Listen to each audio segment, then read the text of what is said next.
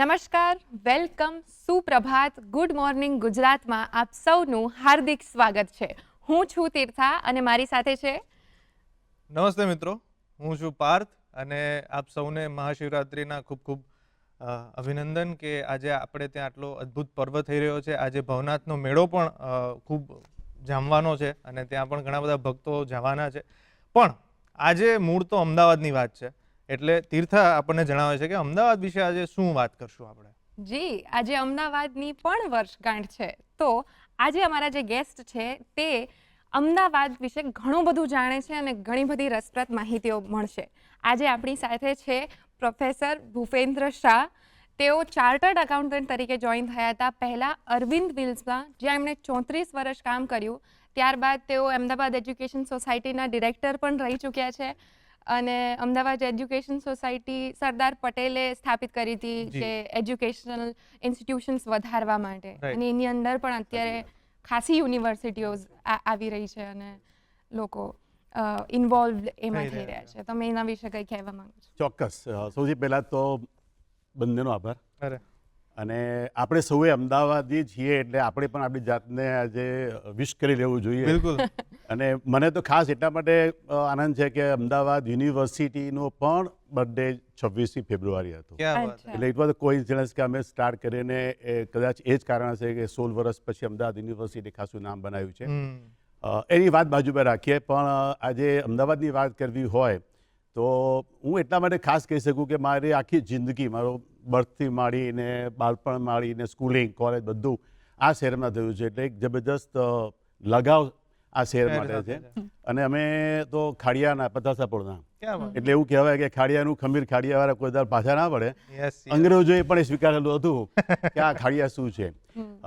એ બધી વાતો ઘણી છે, પણ ખાસ જો મારે કહેવું હોય તો મારી જે કોરોના પીરિયડમાં મારા બધા પરિવારવાળાએ એવું કીધું કે તમે કાયમ એવું કહો કે અમારા શહેરમાં અમારા સમયમાં આવું હતું, જી. તો એને ડોક્યુમેન્ટ કરી અને મેં એક બુક લખી. ત્યારે મને આખી જિંદગી રિવાઇન્ડ કરવાનો ચાન્સ મળ્યો અને એ ત્યારે લાગ્યું કે એ જે શહેરની જિંદગી અને આજની જિંદગી, હું એમ નહીં કહું કે કયું સારું ને કયું ખરાબ છે, પણ એ બંને જોઈએ ને તો ખરેખર આમ શેર કરવાનું મન થાય.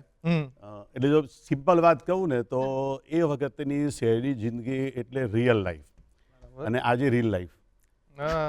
રિયલ લાઈફ એટલા માટે કે તમે સવારે ઉઠો ને તો આપણે આજે બ્રશ છે ને બાથરૂમમાં જઈને કરીએ, જ્યાં અમે દાંતણ લઈને જ નીચે ઓટલા પર બેસવાનું, છાપું વાંચવાનું અને આખા ગામના ગપાડા કરવાના. ત્યારથી તમારી જિંદગી શરૂ થાય. આનું એક ખાસ અગત્યનું પાસું શું ખબર છે પાર્થભાઈ, કે તમે ક્યારે એકલા ના પડો. તમે સવારથી જુઓ, પછી સ્કૂલે જોડે જવાનું, ખડકીના ચોકની અંદર. પ્રોબ્લેમ શું છે કહું, અત્યારે ઉદાહરણ તરીકે કોઈને ઈચ્છા થાય ને કે દાંતણ લઈને બહાર બેસીએ, બટ આજકાલ અમદાવાદ હેરિટેજ વોક એટલી બધી થઈ રહી છે એટલે બધાને તકલીફ થાય કે મારે ક્યાં બ્રશ કરવું, ઉनको હાલતું આવે છે. ના, હું તમને ખાસ સાચી વાત છે. તો સર ખાલી એના ઉપરથી મારે એટલું પૂછવું છે આપને કે અમદાવાદ 70s માં કેવું હતું? અમદાવાદ 70s ની અંદર ખરેખર આજે તમે કલ્પના જ ન કરી શકો. જો તમે રહ્યા હો ને તો જ તમને ખ્યાલ આવે. એટલે એક સિમ્પલ વર્ડમાં કહીએ ને તો ત્યાં વાઇબ્રન્સી જબરજસ્ત હતી. તમને ક્યારેય કશું શાંત જોવા ના મળે. સવારના પહોરથી તમારા ફેરિયાઓની લાઈનો શરૂ થાય, સાંજ સુધી તમારે હોય. અને તમને ઘરમાં ભાગ્યે જ લોકો જોવા મળે, કારણ કે ઘર નાના હતા. છોકરાઓ પણ સવારથી નીચે હોય, સાંજે સ્કૂલેથી આવે તોય પોળમાં સાથે રમવાનું હોય. વડીલો તમે હો તો ઘરમાં બેસવાની જગ્યા ના હોય, રોડ ઉપરના ઓટલા ઉપર રહેવાનું. અને કેટલીક વખત તો પાછું એવું પણ બન્યું છે કે એ લોકો રાતે સૂતા પણ ત્યાં. એક તમને એક અગત્યનું પાસું કહું ને તો એ જમાનામાં શહેરમાં આર્થિક અસમાનતા ઘણી હતી ને ઇકોનોમિક પ્રોસ્પેરિટી નથી. એટલે લગભગ હું મારી પોળની વાત કરું, પતાસાપોળની, તો એવું કહેવાય કે 80% લોકો ભાડાના મકાનમાં રહેતા હતા. હા, અને બહુ જ ઓછા ભાગ્યે તમને 2-4 જોવા મળે કે જેમના ત્યાં ગાડી હોય, પોતાનું ઘર હોય. ગાડી જાય જ નહીં ને પોળમાં, ગલીમાં ના જાય, પોળની અંદર તો જાય. એટલે એ લાઈફ હતી ને, પણ એમાં એક સારું શું હતું કે અભાવ હતો, અછત હતી, પણ પ્રેમભાવ હતો. અને અમે કાયમ જોયેલું છે કે જે પોળની જિંદગી છે ને, it was like an extended family. તમે સુખ દુઃખ જન્મ મરણ કોઈ પણ ઘરમાં પ્રસંગ હોય ને બધા એમ જ મને કે મારો પ્રસંગ છે. હું તમને એક સિમ્પલ એક્ઝામ્પલ આપું. આજે આપણે ઘરે મેરેજ હોય ને તો બધું કેટરરને સોંપી દઈએ. એ જમાનામાં અમને ખ્યાલ આવે કે કોઈને કે પ્રસંગ આવે એટલે આપણને મજા પડશે. સ્ટાર્ટિંગથી જોડાઈ જવાનું, એ મેનુ લખી થાય, વસ્તુઓ લાવવાની, પીરસવાનું પણ આપણે હા. અને ઇન્ટરેસ્ટિંગ તો એવું કહેવાય કે બધું જાન જતી રહે ને પછી ચમચીઓને વાડકીઓ વેણવા જવું પડે કે ભાઈ એને કાઉન્ટ કરીને 100% આપવાનું 100% છે. અને એ ધ્યાન રાખવું પડે કે ભાઈ વરના ફુવાએ સરખું જમ્યા છે કે નહીં. એટલે મળીને શું લાઈફ મળ્યું? બેસિકલી એ હતી કે જી, જી, જી. આખી સમરી કહું ને તો તમને ક્યારેય એકલતા નથી લાગતી, બિલકુલ. લોનલીનેસ નથી. હમ. અને એનું તમને એક ડાયરેક્ટ ઇમ્પેક્ટ કહું ને તો આ તમે આપણે આજે પેપરમાં જોતા હશો કે આખા પરિવાર સુસાઇડ કરે, ટેન્શનમાં હોય. મને યાદ નથી કે જમાનામાં ક્યારે આવા અપમૃત્યુના મોટા કેસ જોયા જી, હોય. જી, જી. જૂ જવાલ જ બને એટલે લાઈફની એક જીવવા પ્રત્યેની ધગશ હતી ને એ મેઇન વસ્તુ Important. હતી. તો સર આ તો વાત થઈ નદીની આ સાઈડની જે જૂનું અમદાવાદ છે એની 70s આ તરફ જે અત્યારે મૂળ શહેરી વિકાસ પામ્યું છે તો ત્યારે યુનિવર્સિટી રોડ જે છે એ હતો કે નહીં, સીજી રોડ છે એ હતો કે નહીં, પછી આપણે ત્યાં જે આટલી મોટી પ્રાઇમ ઇન્સ્ટિટ્યૂટ છે, IIM છે, સેપ્ટ છે, એનું કેમ્પસનું વાતાવરણ કેવું હતું? કહું તમને. એ કેવું યુનિવર્સિટી કેવી હતી હા, ત્યારે? એ પણ અમે એક્સપિરિયન્સ કર્યું છે. Yes. કારણ કે 60, કારણ કે 90, મને 73 કોઈક માં એવું કીધું છે કોઈ વડીલે કે હમણાં સુધી 80s 90 સુધી યુનિવર્સિટી એરિયામાં પણ જંગલી જાનવરો વસવાટ કરતા હતા. વાત સાચી છે. 69, 73 જ્યારે હું HL માં આવ્યો ને ત્યારે તો આખું ડેઝર્ટ હતું. ત્યાંથી તમને દૂર દૂર સુધી દેખાય. જી.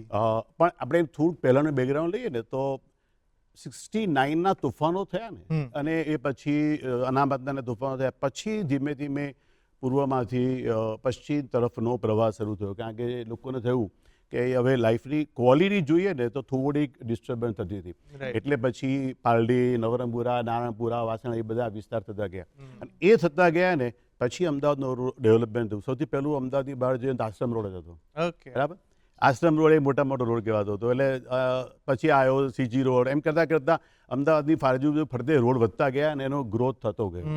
એટલે આજે આપ જે કહો છો ને કે education institutions, actually education institutions શરૂઆતમાં બહુ જ ઓછા હતા. અને થોડુંક એનું બેકગ્રાઉન્ડ આપવું ને તો સૌથી પહેલાં અમદાવાદ એજ્યુકેશન સોસાયટીએ 1935માં વિચાર કર્યો કે આપણે જો આઝાદ થઈએ તો આપણા પોતાના એજ્યુકેશન ઇન્સ્ટિટ્યુશન, હોવા કારણ કે શિક્ષણ હશે ને તો તો જ. ગ્રોથ હશે. એ જમાનામાં અમદાવાદ કેમ પછાત હતું? કારણ કે શિક્ષણ નહોતું, ધંધા રોજગાર નહોતા. એટલે એ ડેવલપ કરવું હોય તો આ બધા સૃષ્ટિઓએ ભેગા થઈને એટલે સર કેવું કહેવાય છે કે Ahmedabad is a blend mixture of education, heritage and institutional architecture. આ ત્રણ વસ્તુનું એક કોમ્બિનેશન છે અમદાવાદ. એ તમે ત્રણે ત્રણ પકડ્યું ને એમાં એના મૂળમાં જોઈએ ને તો અમદાવાદના મહાજનોનો રોલ છે. બિલકુલ. તમે લાલભાઈ જુઓ કે સારાભાઈ જુઓ, એમનું NID vision. બન્યું, સેપ્ટ એ જમાનામાં બન્યું, ઇવન IIMની અંદર કસ્તુરબી શેઠનું એક સારું શું હતું કે જે બી થાય ને એ વર્લ્ડ ક્લાસ થાય. એટલે તમે એવા જમાનાના આર્કિટેક્ટ આજે તમે ત્યાંથી લઈ આવે. લુઈ કાન Yes. અને એ બધાને એમણે લાવ્યા હતા કે એ બનાવ્યું હતું. એટલે આજે આપણે કહો છો ને કે આર્કિટેક્ચરમાં એમને પહેલેથી ઇન્ટરેસ્ટ. કદાચ Yes. તમને ખ્યાલ હશે કે આણંદજી કલ્યાણજી પેઢી જે જી. જૈનોના દેરાસરો સાચવે છે જી. એ બધાનું સ્થાપત્ય ઝીણવટભર્યું Correct. કસ્તુરબી શેઠ, સલીમભાઈ શેઠે જોયું હતું. અને અમદાવાદના લગભગ મારા પ્રમાણે છે ને બધા જ ઇન્ડસ્ટ્રીયાલિસ્ટ જે હતા ને એ લોકોને આવી કંઈક ને કંઈક સૂઝ અને સમજ સારી હતી. એના કારણે જ અમદાવાદનો કંઈક એના વિકાસ થયો છે. એક તમને આ જે વાત કરી ને એનું એક ઉદાહરણ આપું ને કે કેવું યુનિકનેસ હતી.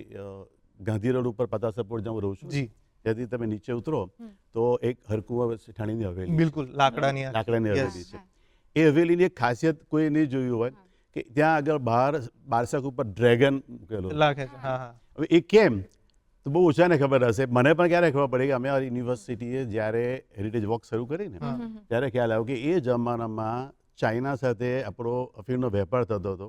અને એ રિલેશન્સને એકનોલેજ કરવા માટે તમને ક્યાંક ડ્રેગન જોવા મળે, ક્યાંક એ લોકોના માણસોના પ્રતિકૃતિ જોવા મળે.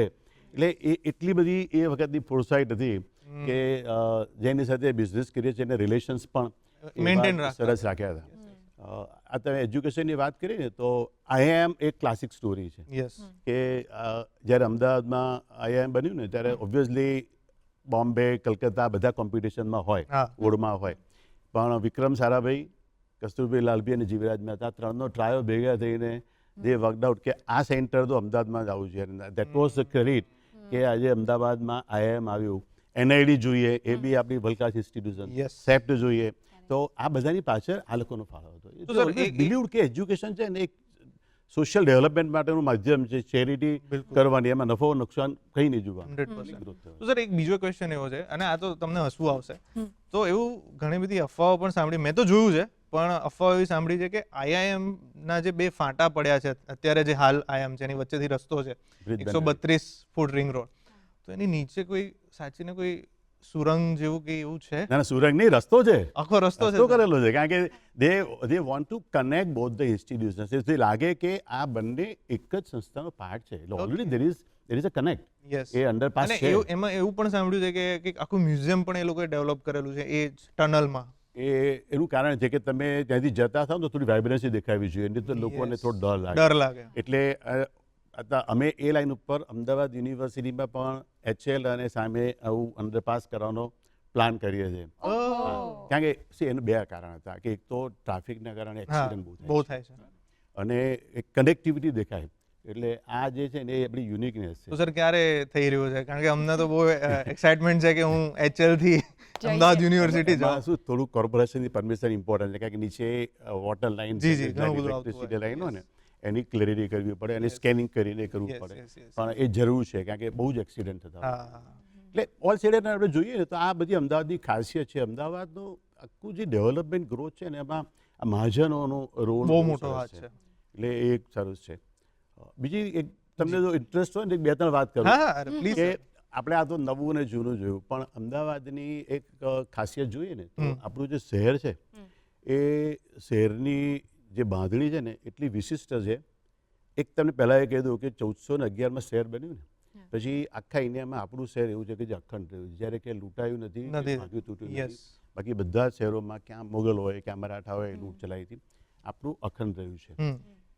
એમાં હમણાં મેં હેરિટેજ વોક કરી ત્યારે કેટલું રિસર્ચ કર્યું ત્યારે ખ્યાલ આવ્યો કે તમે શહેરમાં જાઓ ને તો બધા ચોકડી બહાર હોય, કપડાં બહાર ધોવે, વાસણ બહાર ધોવે, Yes. બરાબર.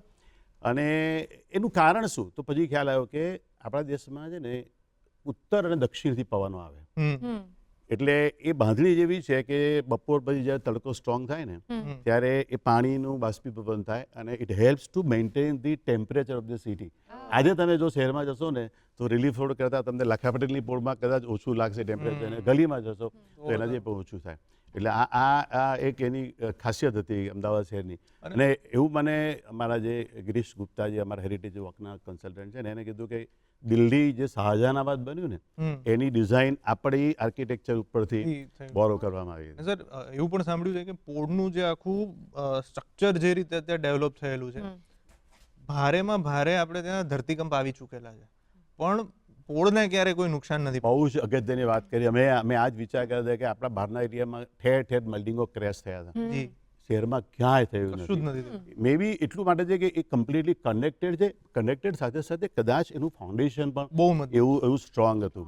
અને બીજું એક કદાચ એવું કહેવાય છે કે લગભગ દરેક ઘરોમાં છે ને એ પાણીના સ્ટોરેજ હતા. Yes, yes, yes. So that absorb the vibrations. અને એની પણ એક ઇન્ટરેસ્ટિંગ આપણી એક ખાસિયત છે કે વરસાદની પાણીને જો સ્ટોર કરો ને, માઘ નક્ષત્ર Yes, પાણી કરો ને yes. જે ઓગસ્ટ મહિનામાં આવે Yes. તો એ 10 વર્ષ સુધી તમે એને પી શકો ને એવું ટેસ્ટ એટલું થયેલું છે. taste, એનું રીઝન એ છે કે એની પાઇપ છે ને એ કોપરની બને હમ. અને નીચે ચૂનો અને પથ્થર હોય. હમ. એટલે આપણે આજે મિનરલ વોટર નો concept. આર્ટિફિશિયલ કરવું પડે છે ને એ વખતનું હતું. એટલે આ બધી અમદાવાદની સ્પેશિયલ જૂની ખાસિયતો છે. ખાસિયતો છે બધી. અને એટલે જ જે વાત તમે કરી ને કે ધરતીકંપમાં ઘણા જૂના અમે જે ખડકીમાં રહેતા હતા ને 100 વર્ષ જૂનું બિલ્ડિંગ હતું, Exactly. પણ છતાં કશું થયું. કશું નથી થયું. એકદમ વેલ્યુએબલ રિસોર્સિસ Valuable. છે આપણી પાસે. એટલે મારું તો દરેકને કહેવું જોઈએ, આપણે જે આપણને સાંભળી રહ્યા જોઈ રહ્યા છે કે એકવાર શહેરની મુલાકાત કરવી જોઈએ. આ હેરિટેજ વોક કન્સેપ્ટ જે જી, જી, જી. અમદાવાદ યુનિવર્સિટી અને કોર્પોરેશને બહુ સરસ બહુ ડેવલપ કર્યો છે, સરસ. મંદિરથી મસ્જિદ.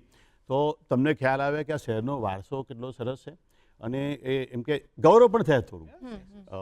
આ લાઈન ઉપર અમારા જૈનોની અંદર એક મૈત્રી રત્ન મહારાજ સાહેબ છે ને એમને સરસ કામ કર્યું છે. અમદાવાદનું જે આપણે હેરિટેજ સિટીનું લેબલ મળ્યું ને એમાં રિલિજિયસ કોન્ટ્રીબ્યુશન પણ ઘણું છે. બહુ જ. સીધી સીધી જાળી જુઓ બહુ કે જ, આપણા બહુ જ. હઠીસિંહના દેરાસર જુઓ તો એમણે 100થી વધારે જૈન દેરાસરો, એ લગભગ 100 થી 400 વર્ષ જૂના હશે, હમ. એ બધાનો એમને અભ્યાસ કર્યો, એને રિજુવેનેટ કર્યા અને એક જૈન હેરિટેજ વોક પણ ડેવલપ કરી છે. ક્યાં વાત. હા. તો એ સર ક્યાં અને થાય છે? એ રિક્ષાવાળાઓને એમને કનેક્ટ કરે છે કે તમે એમને કહો ને તો એ તમને લઈ જાય. ઓકે, એટલે any time you can do it. Yes yes yes. We will share that. નહીં, બટ જેમ અમદાવાદની હું કહીશ કે અમદાવાદની જે હેરિટેજ વોક થાય છે મોસ્ટલી રવિવારે સવારે ઓર્ગેનાઇઝ. આ તમે any time you can organise. Okay, તમે જ્યારે કરવું હોય ત્યારે કારણ કે એટલા બધા પ્રાચીન અને તમને ત્યાં જઈએ તો વાઇબ્રેશન્સ એટલા સરસ મળે, ઓરા સરસ મળે. 400 વર્ષ જૂના દેરાસરો હોય અને એ પણ પ્યોર આરસના બનેલા. બહુ અને ત્યાં તમને ઠંડકનો જે એક્સપિરિયન્સ થાય ને એ પણ જુદો છે. એની ટાઈમ જરૂર હોય તો કરી શકાય એને, કારણ કે જરૂર નથી કે શનિ રવિ જ થાય. હા. Any time you can do it. હા, તો જૂની સંસ્કૃતિ અને જૂના જે વારસા વિશે તો આપણે ચોક્કસ વાત કરીએ તો છે જ, પણ એ સિવાય એવી કઈ ક્વોલિટી છે અમદાવાદની જે અત્યારે અમે યંગસ્ટર તરીકે મિસ કરીએ છીએ? સપોઝ તમે લોકો જે સાયકલ લઈને, મને મારા દાદાજીએ કે કોકે કહ્યું હતું કે એ વેજલપુરથી ગિરીશનો આઈસ્ક્રીમ લેવા માટે છેક શહેર સુધી સાયકલ પર જતા જ્યારે બી મહેમાન આવે ત્યારે. તો એવી કઈ વસ્તુ છે અત્યારે કે જે અમે miss કરીએ? એ વખતે વાત સાચી છે કે કોઈ વ્હીકલ નતા ને ત્યારે બધું કામ જાતે થતું હતું. ગમે તેટલું દૂર હું તમને મારી વાત કરું તો ન્યૂ હાઈ સ્કૂલમાં અમને ફિઝિકલ ટ્રેનિંગ કસરતના પીરિયડ દિલ્હી દરવાજાની બહાર જવાનું. તો 50 સપોર્ટથી અઠવાડિયામાં 4 દિવસ સવારે સડસડાટ ચાલતા જતા રહીએ. એ વિચાર જ નહીં, કારણ કે વાત એવી હતી કે આપણે બધું સ્વીકારી લીધેલું હતું. જે અછત અભાવ છે ને એનું કોઈ ગિલ્ટ ફીલ નતા કરતા. લાઈફ આપણે બધાને સરખી જેવું લાગતા હતા કે 4-5% લોકો વેલ ટુ ડુ હતા, બાકી બધા સરખા હતા. તો એ અભાવ અછતની અંદર એક સ્ટ્રેન્થ એવી હતી ને કે કોઈ તકલીફ ક્યારે પડે નહીં. ગમે તમે તોફાનો જોયા હતી પણ કર્ફ્યુ, બ્લેકઆઉટ, સ્ટેબિંગ સાંભળ્યું છે? હા. ઇથર લાગી ગયું હોય અહીંયા આગળ, લોહી નીકળ્યા, તમને પછી ખબર પડે કે મને લોહી નીકળી ગયું છે. એ બધી ચેલેન્જીસમાં પણ અમદાવાદી છે ને એક ખમીર સાથે જીવેલો છે. અને આજે બી તમે જૂના લોકોને જુઓ ને તો એ મૂળ એ છે કે બ્રોટઅપ જ એવી રીતે થયો છે અને એ કલેક્ટિવ બ્રોટઅપ થયો છે. તો સર આના ઉપરથી જ હું કનેક્ટ કરું છું આખી વાતને કે અમદાવાદની એવી કઈ વસ્તુ કે જે તમને આજની તારીખે બહુ જ ગમે છે અને એક એવી વસ્તુ કે જે તમને એમ થાય છે કે આ ન જ થવું જોઈએ? બહુ ગમે છે એ વાત કરીએ ને તો અમદાવાદીનો જે ઉત્સાહ છે ને, તમે ખાવા પીવાની વાત જુઓ, તહેવારોની વાત જુઓ, વર્લ્ડ કપ જીત્યા ને એ પછી આખું અમદાવાદ બહાર નીકળ્યું ત્યારે મારા ફાધર કહેતા હતા કે કદાચ ભારત આઝાદ થયું ને ત્યારે પણ આટલો ઉન્માદ નહોતો એટલો અમદાવાદીઓ એ દિવસે બતાવ્યો. તો એટલે આપણે દરેક બાબતના ઉત્સાહી બહુ સારા છે. બીજું એન્ટરપ્રિન્યોર નેચર છે. બને ત્યાં સુધી કોઈની અંડરમાં કામ કરવું, નોકરી કરવી ને એવું આપણા લોહીમાં બહુ ઓછું છે. અમારી જ વાત કરીએ ને, અમને તો ઘણા પૂછે કે તમારે ત્યાં ગ્રેજ્યુએટ થાય ને તો પગાર કેટલો મળે? મેં કે અમદાવાદીને નોકરી જ નથી કરવી, એને પહેલી તકે ધંધો જ કરવો છે. They want to be master of their own self. એટલે આ એક અમદાવાદની સારી વસ્તુ છે. ખરાબ વસ્તુમાં આઈ ડોન્ટ થિંક કે સ્પેસિફિકલી અમદાવાદ માટે એવું કહેવાય, કારણ કે વર્તમાન સમયમાં સોશિયલ મીડિયા, ટેકનોલોજીનો વ્યાપ છે તો બધે ઇમ્પેક્ટ કરે છે. હું બહુ કોઈ એવું નેગેટિવ અમદાવાદી સર લેટ્સ સે કે તમને ટ્રાફિકમાં બહુ જ કંટાળો આવતો હોય કે એવું કંઈક એ તમે જે પોઈન્ટ કીધો ને એમાં એક એવું કહેવાય કે અમદાવાદ કરતાં અમદાવાદનું જે એડમિનિસ્ટ્રેશન છે ને એને એક એવું કહેવું જોઈએ કે અમદાવાદનો ગ્રોથ હંમેશા સર્ક્યુલર થયો છે. એ પહેલાં એક રોડ બને ને પછી તમે લેન્સ પાડો છો ને એટલે ટ્રાફિકનું કન્જેશન જે થાય છે એ કે. અને બીજું સુરતની કમ્પેરિઝન આપણે કરીએ ને તો ત્યાં ફ્લાયઓવર ઉપર ફ્લાયઓવર કોન્સ્ટન્ટ ચાલે એટલે ટ્રાફિક થ્રુ ચાલે. આપણો મોટો પ્રોબ્લેમ એ છે એક ફ્લાયઓવર 2 છેડે 4 રસ્તા પર ઉતરે છે એટલે ટ્રાફિક જામ થઈ જાય. એટલે થોડુંક જે ફોરવર્ડ થિંકિંગ હોય ને કે ટ્રાફિકની પેટર્ન શું થશે એ જે છે ને, એટલે હું માનું છું કે લોકો ખરેખર તો સહનશીલ છે, તોફાન નથી કરતા, આટલી તકલીફમાં બી કરે છે. પણ જો એડમિનિસ્ટ્રેશન થોડુંક થાય ને, ઓલ્ટરનેટ સોર્સિસ થાય, જેમ મેટ્રો બની છે, ઘણી સારી વસ્તુ છે નથી, રિવરફ્રન્ટ બને, મેટ્રો બને, એમ કેટલાક ડેડિકેટેડ ચેનલ્સ ઊભા થાય તો આઈ થિંક આપની વાત સાચી છે, ટ્રાફિક એ બહુ મેજર ઇસ્યુ છે. તો અત્યારે આ ટ્રાફિકને થોડોક આપણે વિરામ આપીએ, એક લઈએ નાનકડો બ્રેક અને પછી મળીએ સર સાથે.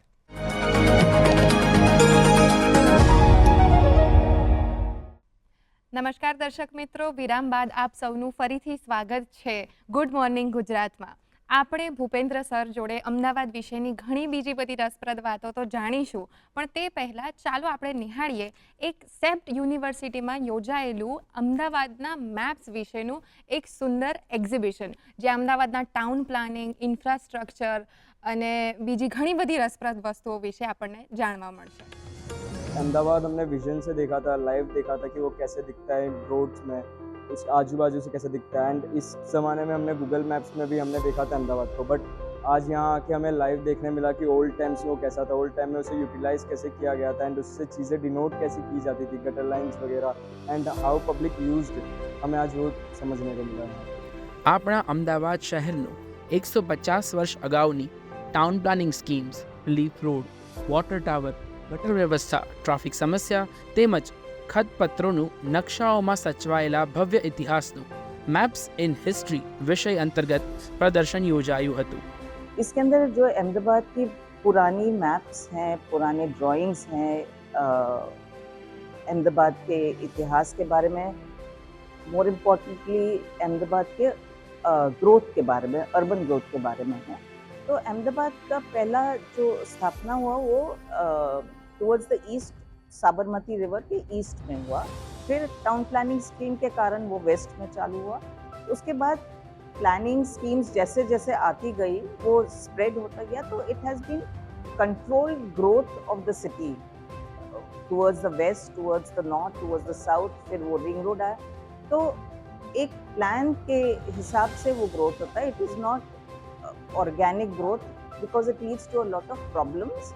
तो इसलिए ये ग्रोथ प्लान्ड है। उसके कारण अहमदाबाद में जो इंफ्रास्ट्रक्चर है और ये आप सब देख सकते हैं, it is quite good compare to other cities. જેમાં જાણવા મળ્યું કે મિલોનું માન્ચેસ્ટર ગણાતા અમદાવાદમાં તે સમયે ટ્રાફિકની સમસ્યા પણ હતી અને રિંગ રોડ પણ હતો, જે સિટી વોલને તોડીને બનાવવામાં આવ્યો હતો। अहमदाबाद में बहुत मिल्स थी जिसका जो आउटपुट था, जो कपड़ा था, was being transported to all over the country. तो उसके कारण जो वॉल्यूम ऑफ ट्रैफिक था वो काफ़ी बढ़ गया था। तो सेंसस किया गया, अलग अलग टाइम पे रिकॉर्ड किया गया कि कितना ट्रैफिक है, ये प्रूव करने के लिए या प्रपोजल बनाने के लिए कि कितना रिलीफ देना चाहिए। और इसलिए सिटी में कई रिलीफ रोड्स बनाए गए थे, रिलीफ प्रोवाइड करने के लिए रोड बनाए गए थे, जिसको ये नाम स्पेसिफिकली पड़ गया रिलीफ रोड्स। पर इसके अलावा भी रोड्स बनाए गए थे। तो वो वॉल दिल्ली गेट से पूरा Khanpur gate, Kalupur gate, Sarangpur gate और अस्टोडिया, पूरा ऐसे कंटिन्यूअस वॉल थी। और उसके तोड़ने के बाद वहाँ पर जो गार्डन्स, रोड और गार्डन्स, ऑल्सो वहाँ एक गार्डन सिटी कंसेप्ट और उस टाइम चल रहा था। उसके सिटीज़ के आजू बाजू गार्डन्स होने चाहिए और रिंग रोड होना चाहिए, तो उसके कारण वो प्रपोजल डेवलप किया गया। मैं બહુ બધી જગ્યાએ વિઝિટ કરેલી છે, લાલ દરવાજા છે, ભદ્રા ફોર્ટ છે, મેં ત્યાં જઈને એક્સપિરિયન્સ કર્યું છે। બટ આજે મને ખબર પડી કે 100 વર્ષ પહેલાં, 150 વર્ષ પહેલાં કેવી રીતે બધું હતું, બધું મેપ્સના થ્રુ ખબર પડી છે। પહેલાં કેવી રીતે બધું મેપથી થ્રુ બધા એક જગ્યાએથી બીજી જગ્યાએ વિઝિટ કરી શકતા, તે બધું આજે મને મેપ્સથી થ્રુ ખબર પડી છે। ગુજરાતના સૌથી મોટા અને દેશમાં 7મા ક્રમ પર ઉભરી રહેલા મેગા સિટી અમદાવાદ શહેરની સ્થાપના વર્ષ 1411માં થઈ છે। 6 સદીથી અકબંધ રહેલું શહેર શું ખરેખર બદલાયું છે ખરું? શહેર એવું ને એવું જ છે। 1411 26 ફેબ્રુઆરી જ્યારે વસાવવામાં આવેલું, આજે 2024 એમનું એમ જ અકબંધ શહેર છે। દેશનું આ એકમાત્ર શહેર છે કે જે લોકોએ શહેર વસાવેલું છે એ લોકો પણ શહેરમાં રહી રહ્યા છે। જે લોકોએ શહેરની રચના કરી છે એ લોકોએ ખાસ ધ્યાન રાખેલું છે કે પવન ક્યાંથી ફૂંકાય, એનો ઉપયોગ કેવી રીતે કરી શકાય, સૂર્યોદય કેવી રીતે થાય, એનો ઉપયોગ કેવી રીતે થઈ શકાય। અમદાવાદ જે છે એ 1411માં પણ એટલો જ વરસાદ પડતો હતો, 2024માં પણ એટલો જ વરસાદ છે, છતાંય પાણીના નિકાલ, પાણી કેવી રીતે સંઘરવું, વરસાદને કેવી રીતે અંદર લઈને આવવું, ઘરની અંદરમાં ટાંકાની અંદરમાં કેવી રીતે વૈજ્ઞાનિક રીતે સંગ્રહ કરવો, એ મારું અમદાવાદ બતાવે છે, એ શહેર બતાવે છે।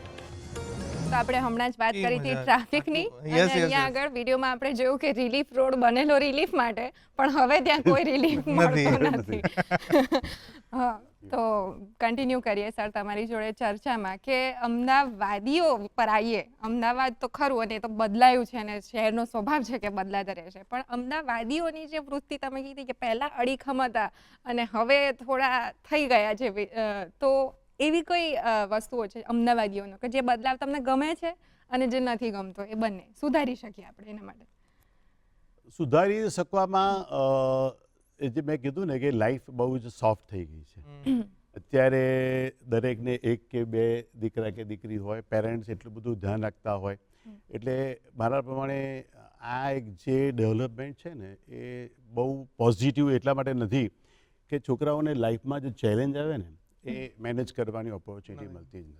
તો મૂળ સર બેઝિકલી એમ કે બોપલથી આશ્રમ રોડ સાયકલ લઈને નથી જતા. સવાલ જ મૂળ એ નથી. તકલીફ છે. બોપલથી આશ્રમની વાત જવા દો, ઉપરથી નીચે જવું હોય ને બાજુમાં અમૂલ પાર્લર હોય તો સ્વિગીમાંથી જ ઓર્ડર ઓર્ડર કરવાનો, જવાનું નહીં. એ પણ હવે યુ કાન્ટ હેલ્પ ઇટ, કારણ કે એને આઈ થિંક આ બધી કેટલીક ચીજો છે ને વાવાઝોડા જેવી છે, 100%. You have to accept it. પણ આને સુધારવું હોય ને તો ચોક્કસ એ રોલ મારા પ્રમાણે, અગેન હું મારું એક્ઝામ્પલ આપું ને તો થ્રુ એજ્યુકેશન જ એને સુધારી શકાય. તમે જોશો કે 12મા ધોરણ સુધી જે વિદ્યાર્થી ભણે છે એને બહુ જ કંટ્રોલ એન્વાયરમેન્ટમાં હોય છે, એટલે એને આવી કોઈ રેઝિલિયન્સ એનામાં આવે ને ચેલેન્જ ના આવે, અને પછી કોલેજમાં આવે ત્યારે is a flying bird kind of. Yes. તો અમારી જે વાત કરીએ અમે છોકરાઓને એટલે વિદ્યાર્થીઓ છોકરા છોકરીઓ બંને એવી રીતનું એમને ગ્રુમિંગ કરાવીએ છીએ કે એજ્યુકેશન એટલે એકલી ઇન્ફોર્મેશન નહીં, પણ life learning lessons 100%. To become a good citizens, empathy, અને આ બધું એનામાં લાવવા માટે અમે આખો એક સ્પેશિયલ કરિક્યુલમ એવો કર્યો છે જેને અમે ફાઉન્ડેશન પ્રોગ્રામ કહીએ છીએ. અને એની અંદર એમને થ્રુ સ્ટુડિયો કન્સેપ્ટ, વોટર એક સ્ટુડિયો છે, નેબરહુડ છે, એ થકી એમને ઘણી બધી ચીજો શીખવાડીએ છીએ કે જે long term life long learning છે. ક્યાં વાત છે. એટલે ફોર એક્ઝામ્પલ એક નાનકડી વાત કરીએ તો વોટર સ્ટુડિયો એવો છે કે આપણે એમ છે કે પાણી એ પાણી, પણ પાણી એક કેમિકલ પણ છે.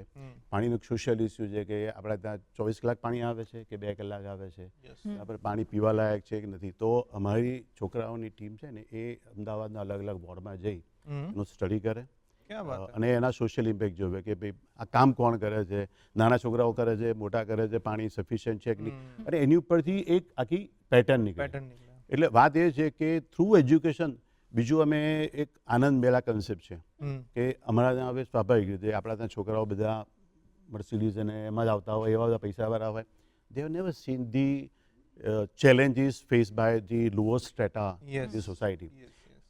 છોકરાઓએ શરૂઆતમાં એક્સપેરિમેન્ટ માટે શરૂ કર્યું, પણ દર વર્ષે એ આખો દિવસ એવો કાઢે કે કન્સ્ટ્રક્શન વર્કર હોય કે લેબરર હોય, એમના છોકરાઓને કેમ્પસ ઉપર લાવે અને એમને બધું જ એમને અલગ અલગ ગેમ્સ થ્રુ એમને શીખવાડે, ખવડાવે પીવડાવે બધું, અને ત્યાંથી એમને ખબર પડે કે આપણે કેટલા પ્રિવિલેજ છીએ.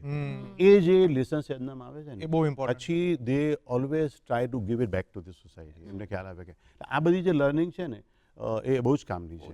સો and everybody, I think all the universities would start doing it. Yes yes yes. ઘરેથી પેરેન્ટ્સ આ નહીં કરી શકે. હા, અરે આ થ્રુ થી, અને એ ગ્રુપની અંદર એ ઇમ્પેક્ટ આવે છે ને બહુ મોટી આવે છે. તો સર હવે હું થોડુંક આપણે ગેમ રમશું નાનકડી એવી. બોલો ને. તમારું બેઝિક જે અમદાવાદ પ્રત્યેનું નોલેજ છે ને, હવે એ બહુ ઇઝી ક્વેશ્ચન્સ છે, પણ હું 4 પ્રાઇમ જે આપણે ત્યાંની ઇન્સ્ટિટ્યૂટ છે એના નામ બોલું છું.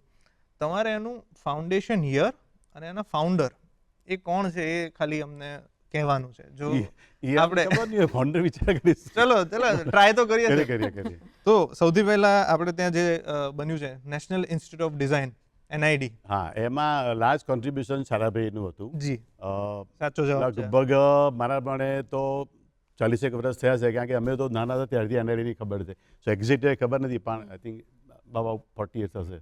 તો એનું એસ્ટાબ્લિશમેન્ટ થયું છે 1961 થ્રુ સારાભાઈ ફેમિલી, એમાં એ લોકોએ કન્ટ્રીબ્યુશન આપેલું છે. તો બીજું છે IIMA, અમદાવાદ ઇન્સ્ટિટ્યૂટ, અરે અરાઉન્ડ 60sમાં થયું હતું, અને એમાં મેં કીધું એમ કસ્તુરભાઈ લાલભાઈ, જીવરાજ મહેતા અને વિક્રમ સારાભાઈ જી જી. તો 61માં થયેલું છે IIM, અને વિક્રમ સારાભાઈ મેઇન ફાઉન્ડરમાં હતા, અને એમની સાથે લાલભાઈ ને બધા હતા. સર ત્રીજું એક છે માઇકા, મુદ્રા ઇન્સ્ટિટ્યૂટ. માઇકા મુદ્રા ઇન્સ્ટિટ્યૂટ એ આઈ થિંક રિલાયન્સના સપોર્ટ થયેલું છે, જી, અને મારા પણ 30 વર્ષ થયા હોવા 100%. સો એ 1991માં બન્યું છે, અને એના મેઇન ફાઉન્ડર છે AG કૃષ્ણમૂર્તિ, કે જે સર એ મુદ્રા ઇન્સ્ટિટ્યૂટ એમની પોતાની હતી ને, રિલાયન્સના સપોર્ટથી એ કરતા હતા. અને સર લાસ્ટ, આ તો ખબર જ હશે, સેપ્ટ યુનિવર્સિટી પછી બની. CEPT as an institution is beyond 50 years. Yes કારણ કે પહેલાં એક ઇન્સ્ટિટ્યુશન હતું ને પછી આઈ થિંક અરાઉન્ડ 2005-06માં યુનિવર્સિટી બની. નહીં યુનિવર્સિટી નહીં બટ સેપ્ટનું હા બિયોન્ડ 50 years અને સ્ટાર્ટિંગમાં બીપી દોશી સાહેબ હતા જી અને એજ્યુકેશન સોસાયટીના સપોર્ટથી ઊભી થઈ. ક્રિસ્ટોફર બિગિનર અને બીવી દોશીનું મૂળ Contribution. કોન્ટ્રીબ્યુશન હતું અને 1962માં બન્યું હતું આખું. તો આ રેપિડ ફાયર રાઉન્ડ કાંઈક અમે લોકો કંઈક વિચારતા હતા કે સર સાથે આવું કંઈક પૂછીએ. Good, thank you. Yes yes. હવે સર એક આપનું જે પુસ્તક છે પાછું વળીને જોઉં તો એમાં પોળ વિશે ઘણી બધી પોળ છે આપણે ત્યાં જેના એટલા બધા વિચિત્ર નામ હોય છે કે ક્યારેક એમ થાય કે અચ્છા આવું પણ નામ હોય. તો એના વિશે આપે એક અદ્ભુત કંઈક લખ્યું છે. મારી ઈચ્છા છે કે આપ એ પોતે જ પઠન કરો અને લોકો સુધી પહોંચાડો. તો અમદાવાદની પોળો. અમદાવાદની પોળોની વાત કરીએ ને કેમ મને વિચાર આવ્યો લખતી વખતે કે અમારી પોળનું નામ છે ફતાસા પોળ. મોટા ભાગના બધાને પતાસા પોળ કહે. હા હવે એકચ્યુઅલી દરેક પોળના નામ અપભ્રંશથી થયેલા છે. ખરેખર ફતેહશાહ શેઠની પોળ હતી, એમાંથી ફતાસા અને એમાંથી પતાસા. પતા પછી એ જોતા જોયું કે અમદાવાદની પોળોના નામ એટલા બધા વિચિત્ર છે તો મને થયું કે આને એની અમદાવાદની પોળોની ઓળખ આપીએ. જી તો તમારી પરમિશન હતું બધા માટે. સર જેટલું ટૂંકમાં હા હા. અમદાવાદની સાચી ઓળખ ગલી, ગુચી અને પોળ, સાથે સાથે બાળ દરવાજા, ચકલા, વાળા અને ઓળ, કુવા વિનાનું 5 કુવા, દરિયા વિનાનું દરિયાપુર, અસ્ત અને ઉદયનું નામ આસ્ટોડિયા, એ હતું શહેરનું નૂર.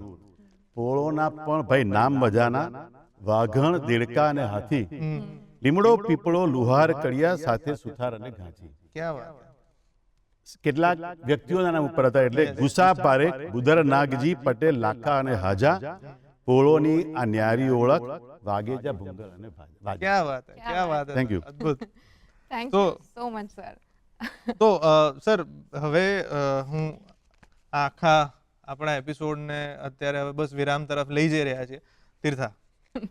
Thank you so much. તમે ઘણી બધી ઇન્ફોર્મેશન આપી અને અમે એ પણ શીખ્યા કે અમારે એઝ યંગસ્ટર્સ આપણે આપણી અંદર થોડોક જુસ્સો લાવવાની જરૂર બિલકુલ, છે, બિલકુલ. ચાલવાની પ્રેક્ટિસ કરવાની જરૂર છે. અરે અમદાવાદને ઓળખવાની જરૂર છે. અમદાવાદનું મેઇન એ ખાસ આપણે obviously. વાત કરીએ અમદાવાદ ઓળખવાની કે જરૂર છે ને એને એ પછી ગૌરવ થવું જોઈએ કે ના, અમે Yes. આપણે આ શહેરના છીએ. જી જી જી. તો સર આપનો ફરીથી હું આખી ટીમ તરફથી ખૂબ ખૂબ આભાર માનું છું કે આપ આવ્યા અને અમદાવાદ વિશે આટલી ઇન્ટરેસ્ટિંગ વાતો લગભગ કોઈએ નહીં સાંભળ્યું આજ પહેલા.